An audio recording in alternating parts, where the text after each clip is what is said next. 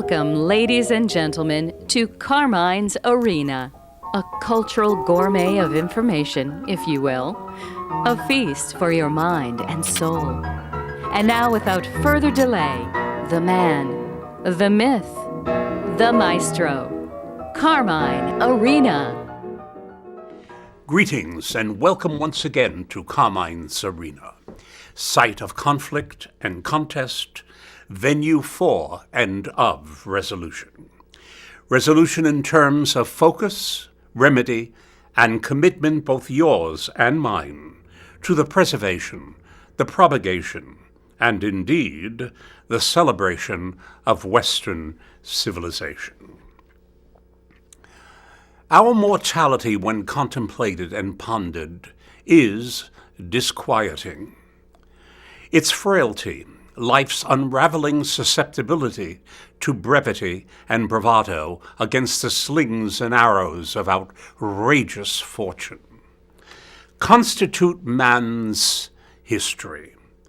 Those recorded realities made ever so much more inescapable by death itself. Small wonder then why the single birth of a child carries the joyful promise of continuity, as against the thousand natural shocks that flesh is heir to. Among these shocks are disease graduating to pandemics, the cruelty of famine, and the crisis of natural disasters. Not to mention careless, man-made accidents, which call attention to ill-forgotten details that sexually tailgate our fate all too late, such as to incubate, a random conception, and then to declare same disincarnate. Far less dismal is the full-term birth of a baby, which lends to all a blessed sense of renewal, a present tense of life triumphal, no longer merely prodigal, but prodigiously integral. To recapitulate, to propagate, thus to get us all to scintillate, yes, even to twinkle. Thus, a child is eternity's rebuttal, its renewal. Life's frailty, its frailty in all too many circles, however, is celebrated if only to scuttle life, because honor is a harder master than the law. Every day we can slap God in the face with ingratitude and with impunity, but wouldn't dare recommend slapping a judge, nor even your own lawyer. Yet Planned Parenthood, founded by a racist and a drunkard who died a lonely alcoholic, can by abortion dishonorably, but legally, have her surrogates become serial slayers, slapping God every day, and routinely master at the same instance the government and its taxpayers with its bold face of entitlement yea-sayers.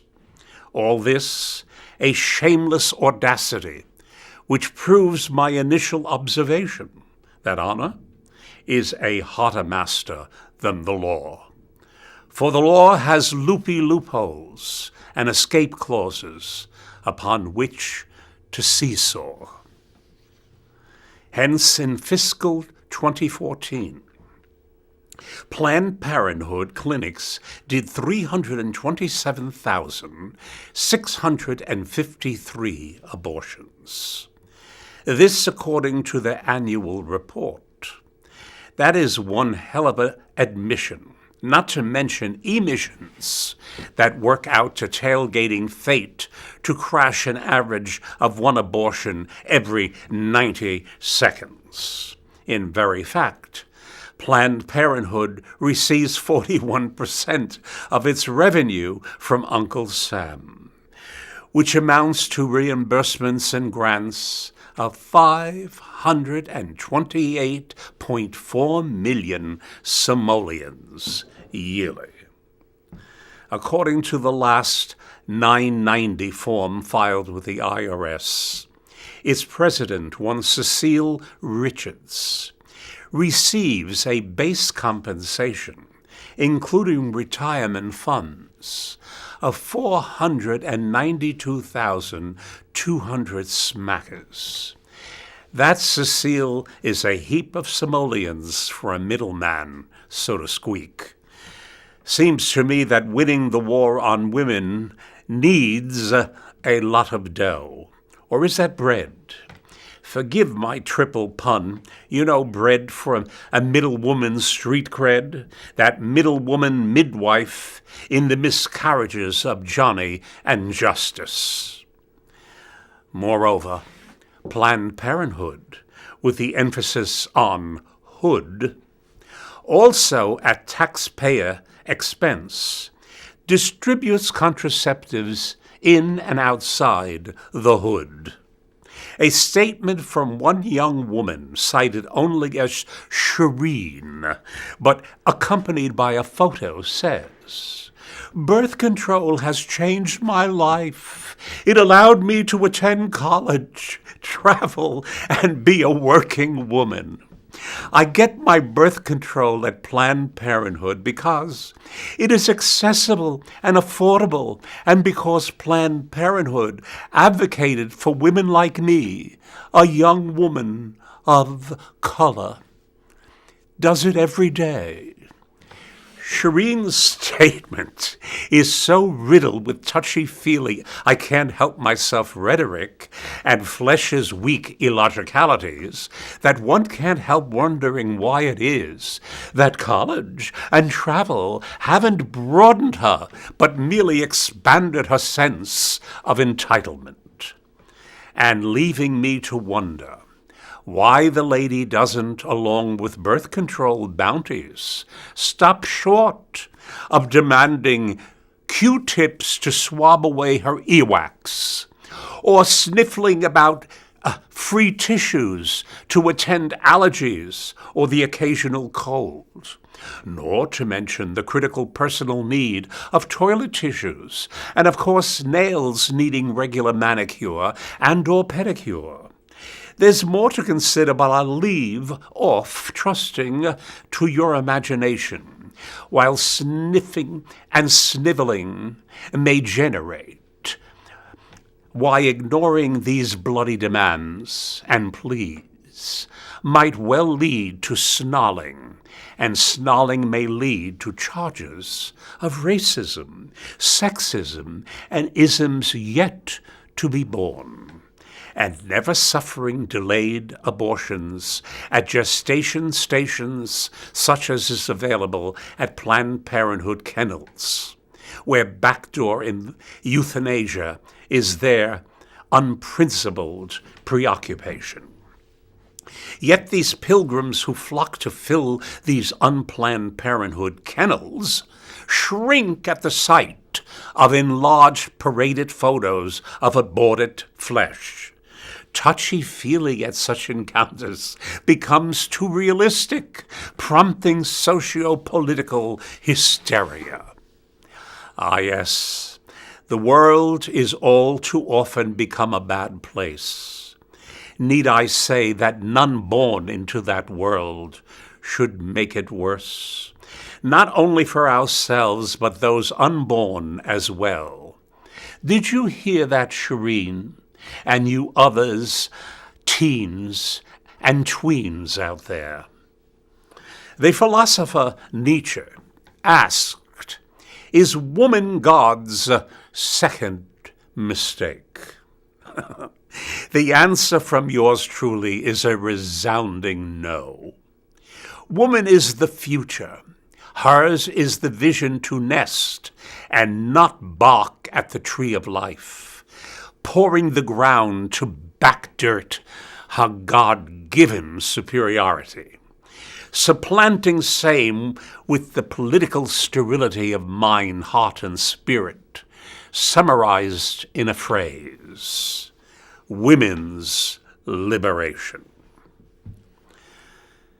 My dear friends, autopsies of the civilizations that have collapsed reveal the cause of death to be suicide, the loss of its soul, a justifiable forensic hypothesis. Abortion, after all, is a hint of man's self-extinction. Wine, woman, and song, not any more a celebration, but a funeral oration spoken to an empty house. I trust to leave to your imagination who shall be the orator. I also trust that you won't think me glib when I observe that a retreat for morality became the very onset of our mortality. We evictees from Eden, yet again, now ready to stop paying the rent, where we squat, ere we're swat, each a Judas Iscariot, entitlement idiots. The dysfunctionally reared Margaret Sanger, founder of Planned Parenthood, was ill-parented and thus dragged up believing that all families resembled her own. Like Hitler, who admired her and who also came from a muddle too often called a family, ended their days suffering from the endless sorrows of arrested emotional development. Aging, but never maturing, yet ripe to manipulate and elucidate a worldview that woos the screwy and then the skewed. Hitler and Sanger both believed in the need to cleanse the human race of inferiors. Hitler's focus was on all non-Aryans. Sanger's focus on people of color, like Shireen, earlier cited, and then to eradicate Jews and Italians thereafter. Since I'm of both heritages, I would have invited a double whammy, though clearly minus the comforts of a loving, lovable mammy. The science of eugenics, a mechanism to improve inherited human qualities, became the more facile process of genocide, the mass extinction of any condemned race of people. I view the evil effort as nothing less than retroactive abortion, sponsored and legalized by government, which has the power to carry it out. Hitler managed it, Sanger not quite. Ironically, if a pregnant woman is murdered, the murderer is charged in some states on 2 counts. Suddenly and magically, the fetus becomes a person entitled to due process. That same victim may otherwise have legally aborted her child the day before her assault, and the perpetrator charged now with only 1 count.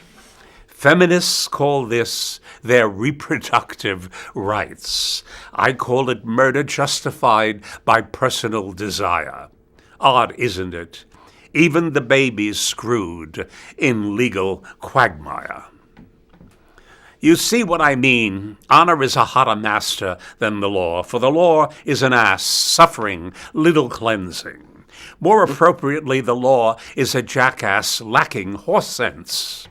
Margaret Sanger, a woman we can justly pity, is exalted by feminists who ignore the written record substantiated in the woman's own words, yet pretend Sanger's record is distorted, if they even admit to the record distorted and robbed of context.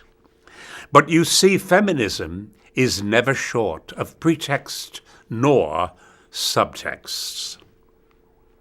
Case in point, no gentleman would ever feel comfortable calling a woman a slut. No one would feel comfortable who was truly a gentleman.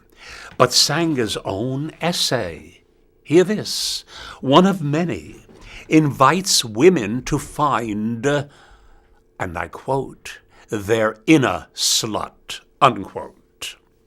Some quest, why you might remember college and travel, might even shorten the quest, a la Shireen.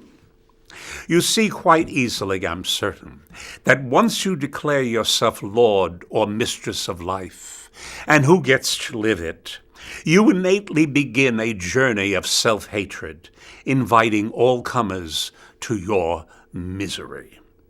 Hitler, a suicide in a deep bunker, and Sanger, a drunk like her father, fading away, alas, unto her lonely demise, pickled in arrogance and evaporating surveillance. But remember her surrogates, those Ms. Mimics. So much for white privilege. Hitler and Sanger ending their days in a personal ghetto, given a worldwide stage to impersonate the human with a script written in mumbo-jumbo. It seems to me that all reasonable people can't comfortably ascribe to themselves the power which belongs solely to God. I, for one, cannot abide abortion, nor can I abide capital punishment. Both have been known to have categorically and unjustly slaughtered the innocent. The only justifiable and valid reason to impose death is to defend yourself against a deadly enemy. Strange, isn't it, that secular progressives fault a national defense and universally accept even late-term extermination. Such madness is our sadness, yours and mine. Yes, the world can be a bad place. Is it our begotten right to make it worse? Each life is an unfolding of choices. Pro-choice is a poor construct, for the infliction of finality levied against an absent charity and or mercy is choice dwindling to actually no choice at all. Pro-choice then being an empty motto made mantra at happy hour. But in the wee hours, the darkened womb is haunted by a truant shadow. At such moments, shrill feminism fails and falls into eerie silence. Life's unfolding selection of choices thereafter may suggest the dual generosity of free choice. It's cheaper, yet so much more enriching. For human sacrifice to satisfy amorous desire is indeed a felony. Obviously, the human condition attracts all manner of polarities, which must be drawn through a moral filter of secret traditions, lest we become victims who in turn inflict victimization on others. Morality is the alpha and omega of civilization. Its decline and fall is the perennial decadence of moral relativism. The concept of, it looks better on me than thee. The who oversteps the what. The how ignores the why. Thus, secular progressives content themselves by the self-righteous notion that they always tell the truth, even when they lie. Unfortunately, culture fueled by hot air eventually becomes breathless. Thus a plastic bag over smug swellheads is a lot quicker. So I repeat an historic observation, ages old in validity. The autopsy of a collapsed civilization, culture, or society reveals death by mass suicide. A kind of Jonestown binge on the pale cast of thought, with Kool-Aid raised in toast to the 9th degree of disgrace, defilement, and yes, failure.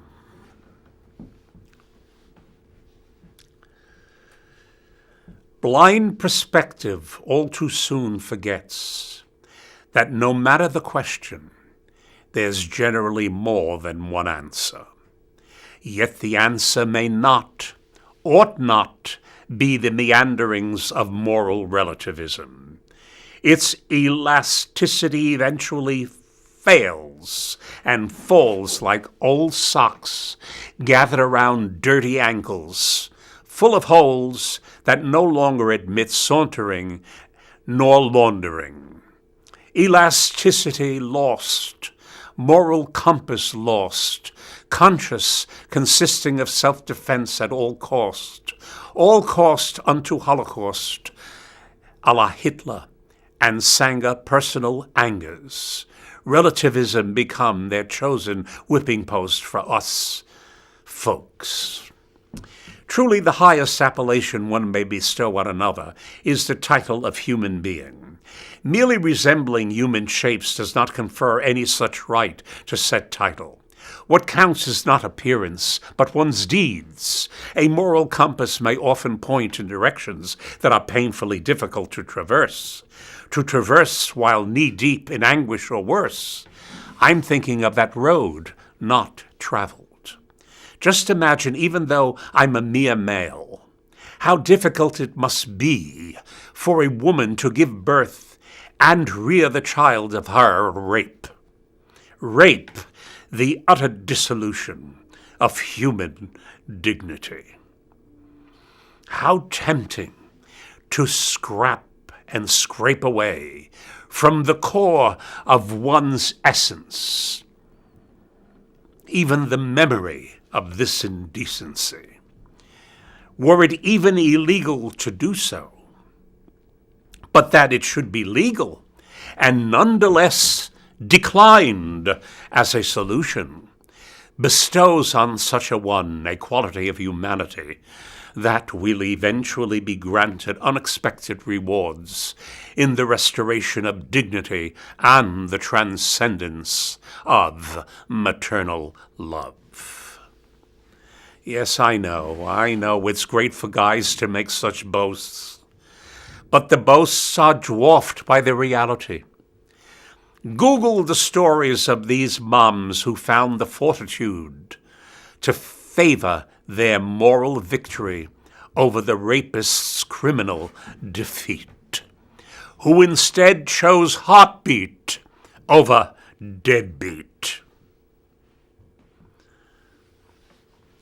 In moments like this, may I respectfully remind you that wow turned right side up spells mom. The woman whose first kiss teaches us love. Love at its purest. That love is femininity, not feminism. It is identity, not egoism. May we all care for that pristine love so that it fosters conscionable conduct lifelong.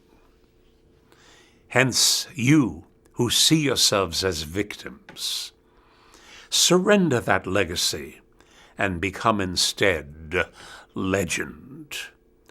Morality's pilgrims. Had Hitler, Sanger, and surrogates been able to amend their legacies, to effect legend, Just think of how different our world. Life's fragility no longer another's advantage, but another's responsibility. So, to arrive at a golden age of human fidelity. Till next time, my friends, keep the faith. Keep it indelibly, allowing faith to serve both civilization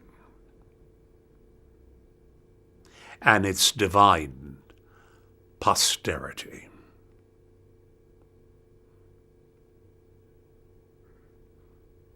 Till next time again, do that. Ciao.